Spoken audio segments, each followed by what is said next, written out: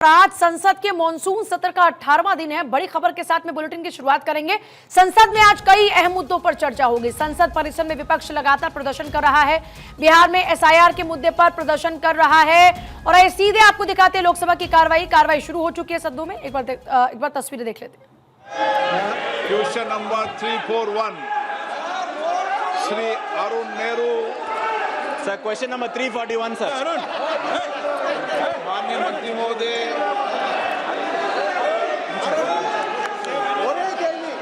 Shri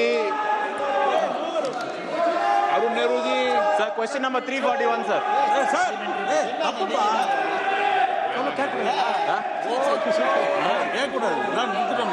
question number 342 Ziaul Rahman. Question number 344 Ziaul Rahman. माननीय मंत्री महोदय, माननीय सदस्य, question number 343 doctor Alok Kumar Suman. Sir question number 343 माननीय मंत्री महोदय, पटल पे है। माननीय सदस्य, अध्यक्ष महोदय, बिहार में 50 केंद्रीय विद्यालय है, जिसमें 16 विद्यालयों में अपना भवन नहीं है और हमारे संसदीय क्षेत्र गोपालगंज भी एक पुराने स्कूल के पुराने भवन में चलता है, जबकि वहां जमीन भी उपलब्ध करा दी गई है और विद्यालय अपने छात्रों को इस पुराने भवन के चलते बहुत तकलीफें होती हैं। बरसात के दिनों में सड़क नहीं है, जबकि मैंने अपने एमपी फंड से वहाँ की सड़क की व्यवस्था स्कूल तक कराई है महोदय। अतः मेरा माननीय मंत्री जी से ये प्रश्न है कि मेरे संसदीय क्षेत्र गोपालगंज के केंद्रीय विद्यालय को कब सरकारी भवन मिलेगा, जबकि जमीन उपलब्ध करा दी गई है। साथ साथ सोशल ऑडिट की क्या व्यवस्था की गई है महोदय।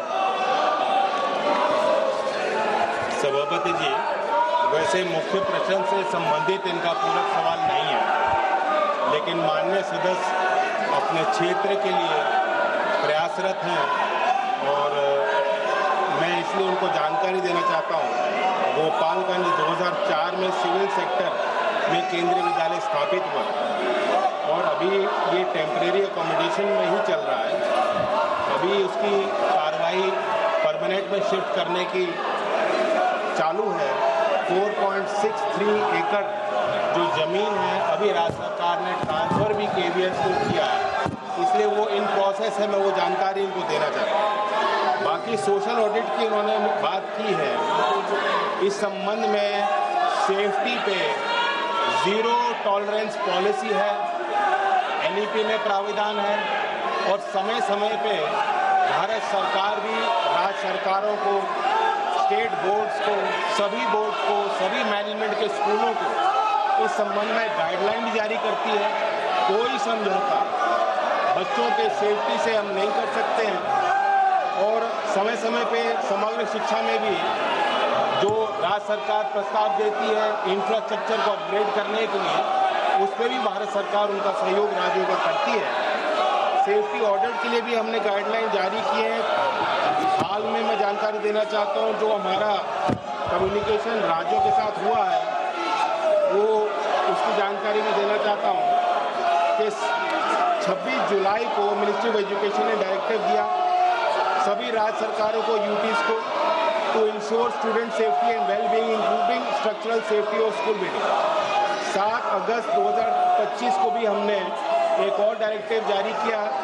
साथ साथ नेशनल डिजास्टर मैनेजमेंट अथॉरिटी और मिनिस्ट्री ऑफ एजुकेशन की जॉइंट मीटिंग्स होती हैं सभी राज्य सरकारों के साथ, उसकी बैठक भी हमने हाल में 4/6/2025 में की थी।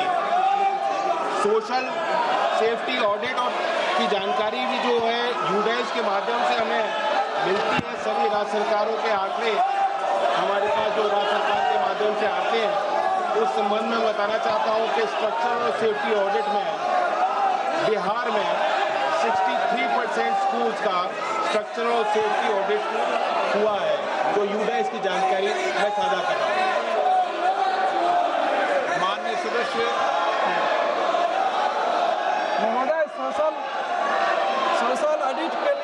सरकारी एवं गैर सरकारी स्कूलों में किया गया है, लेकिन मेरा उसमें प्रश्न है महोदय कि जिले स्तर पर सोशल ऑडिटर्स की ट्रेनिंग के लिए क्या व्यवस्था की गई है और इसके सोशल ऑडिट की रिपोर्ट के लिए क्या व्यवस्था की गई है? धन्यवाद। सर, मुख्य सवाल स्कूल के ढांचों के सेफ्टी पे संबंधित है और इसमें होल ऑफ स्कूल अप्रोच जो मिनिस्ट्री ऑफ एजुकेशन के गाइडलाइन है उसमें एक बड़ा स्तंभ है कि we have to adopt a whole of school approach.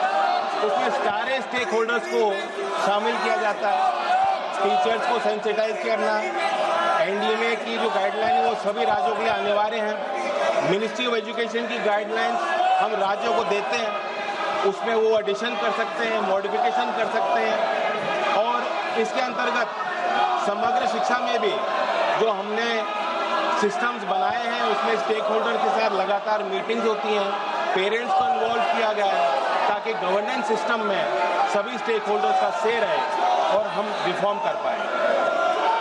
Question number 344 Shri Vishnudatt Sharma. प्रश्न क्रमांक 344। माननीय सदस्य अध्यक्ष महोदय, उत्तर सभापटल पर रख दिया गया। माननीय अध्यक्ष महोदय धन्यवाद। माननीय मंत्री जी का मुझे उत्तर मिला है, बहुत संतुष्टपूर्ण उत्तर उन्होंने दिया है माननीय प्रधानमंत्री जी के नेतृत्व में और माननीय मंत्री जी के नेतृत्व में वन्य प्राणी संरक्षण और पर्यावरण को लेकर के महत्वपूर्ण काम देश के अंदर हो रहा है। लेकिन मैं अपने संसदीय क्षेत्र पन्ना के बारे में कुछ बात माननीय मंत्री जी से जानना चाहता हूँ। क्या सरकार यह सुनिश्चित करेगी कि सड़कों के निर्माण हेतु वन स्वीकृति की प्रक्रिया में स्थानीय जनसंख्या के आवागमन, स्वास्थ्य सुविधाओं और शिक्षा तक पहुंच की आवश्यकताओं को भी प्राथमिक मानदंड बनाया जाएगा ताकि विकास और संरक्षण दोनों का संतुलन बना रहे। 25-30 ग्राम पंचायतें पर्यावरण की दृष्टि से वन्य प्राणी संरक्षण वहाँ पर प्रभावित हो रही हैं, इसलिए संरक्षण भी आवश्यक है, लेकिन मानव जीवन की मूलभूत सुविधाओं को भी ध्यान में रखा जाना हमारा दायित्व। तो माननीय मंत्री जी से मैं चाहता हूँ कि इस दिशा में क्या कदम सरकार उठा रही है।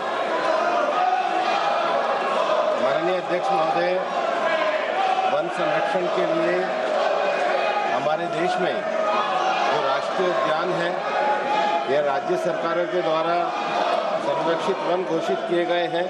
यह जो सामुदायिक रिजर्व है उसके संबंध में एक सुनिश्चित नीति बनाई गई है और हमने जो अभी कुछ ही दिनों पहले वन्यजीव संरक्षण अधिनियम में जो संशोधन किया है उसमें भी हमने कुछ विशेष रियायतें भी दी हैं।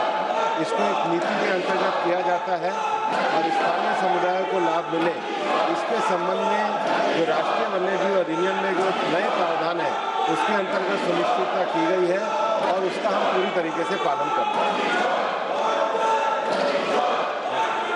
माननीय अध्यक्ष महोदय, मैं माननीय मंत्री जी से एक बात और जानना चाहता हूं कि पन्ना टाइगर रिजर्व क्षेत्र में प्रभावित गांवों के लिए वैकल्पिक पर्यावरण अनुकूल अधोसंरचना जैसे इको फ्रेंडली सड़क निर्माण तकनीक, बाईपास मार्ग या ऊंचे पुल पर विचार कर रही है जिससे बाघ संरक्षण प्रभावित न हो और स्थानीय निवासियों की कनेक्टिविटी भी बेहतर हो सके। और पन्ना टाइगर रिजर्व में राजस्व सीमा विवाद का निराकरण, वन और राजस्व का ये विवाद होता है, इसके बारे में सरकार की कोई नीति इसको निपटाने की है क्या? माननीय मंत्री जी से मैं जानना चाहता हूँ।